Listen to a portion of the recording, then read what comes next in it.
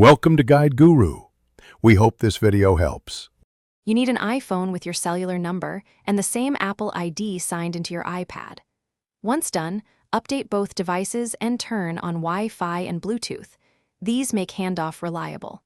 On the iPhone, open Settings, go to Messages, then Text Message Forwarding and enable your iPad.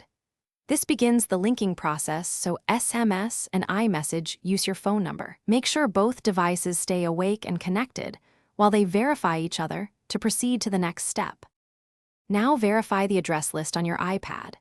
Open Settings, Messages, Send and Receive, and look for your phone number. Check it and any emails you want. If the phone number doesn't appear, sign out of Apple ID on both devices, restart them, then sign back in to force re-registration.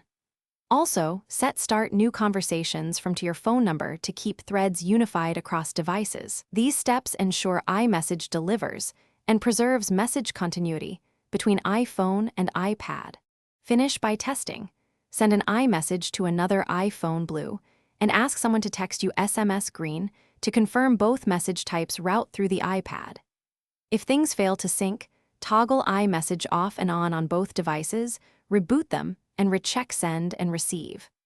As a last resort, ensure text message forwarding stays enabled and contact your carrier only if SMS activation or number issues persist. This troubleshooting tip resolves most linking problems quickly. Thanks for watching. Consider subscribing if we helped you today.